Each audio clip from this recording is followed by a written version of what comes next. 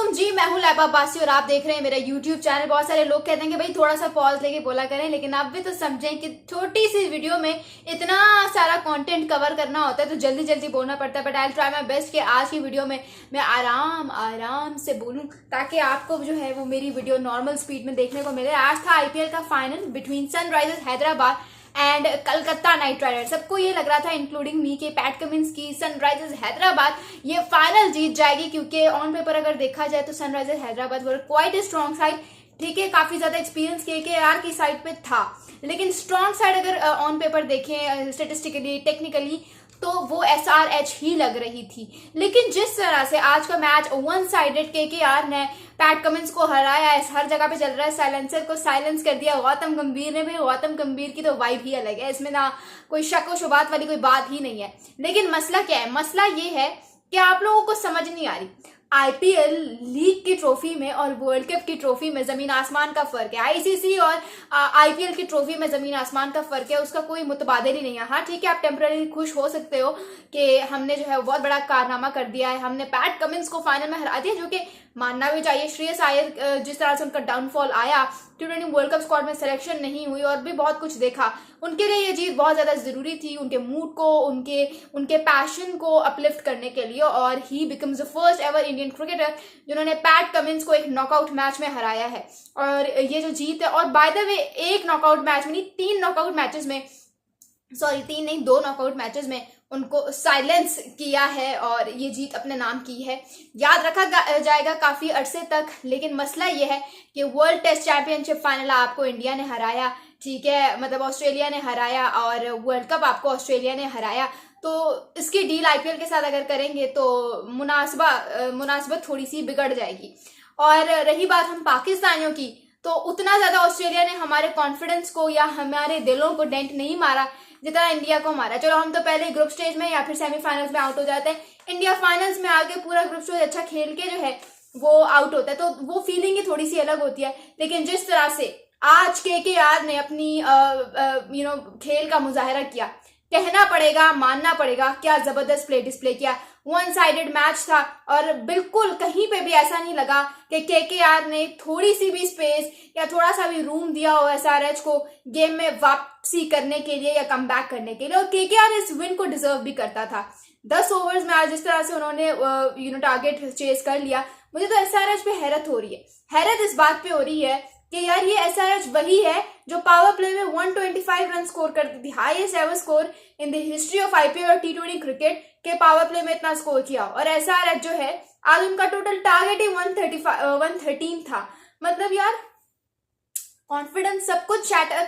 Travis head पे मुझे हैरत हो रही है कि नॉकआउट मैचेस में वो क्यों नहीं चले एसआरएच के लिए, ठीक है। लेकिन मानना पड़ेगा स्टार्क ने, कमिंस ने जो प्राइस उनके लिए खरीदी गई थी उसको जस्टिफाई किया गया, जो बिड उनकी लगाई गई थी उसको जस्टिफाई किया है, बल्कि मुझे तो लगता है उससे ज्यादा किया है। क्यों? क्योंकि डिजर्व करते थे। क्योंकि जो पैट कमिंस का 20 करोड़ लगा, फिर स्टार्क का ऑलमोस्ट 25 करोड़ इंडियन रुपीज में, वो बल्कि शायद उससे ज्यादा डिमांड करते हैं, क्योंकि यार two of the best mates, ठीक है, मैच विनर्स हैं। स्टार्क का जिस तरह से फर्स्ट हाफ गया टूर्नामेंट का, इतना वर्स्ट ट्रोल भी हुए, ड्रॉप भी हुए, लेकिन जिस तरह से सेकेंड हाफ में उन्होंने अपना जलवा दिखाया और प्रूव किया that he is truly a match winner. मानना पड़ेगा कि स्टार्क ने जो इतने सालों बाद आईपीएल का कमबैक किया वो प्रूव किया, जस्टिफाई किया। भाई Starc was absolutely brilliant. Qualifier 1 में 3 ओवर्स में 22 रन देके 3 विकेटें चटखाई, और आज 3 ओवर्स में 14 रन देके 2 विकेटें चटखाई। और यहाँ पे आपको एक चीज माननी पड़ेगी, जो उन्होंने बॉल डाली थी फर्स्ट ओवर में अभिषेक शर्मा को आउट किया, अनप्लेबल। मतलब पहले ओवर में तो वो फुल अनप्लेबल थे। जिस तरह से उनको स्विंग मिल रहा था ना, it was so hard to handle कि पता था आउट होगा। मुझे तो एटलीस्ट पता था कि यहाँ पे कोई ना कोई एक बैटर आउट होगा, and I was mentally prepared. लेकिन यहाँ पे बहुत दुख भी हुआ क्योंकि एसआरएच पूरी ग्रुप स्टेज में दे वर गुड, लेकिन केकेआर डिजर्विंग इसलिए था क्योंकि उनके ऑलमोस्ट हर प्लेयर ने परफॉर्म किया।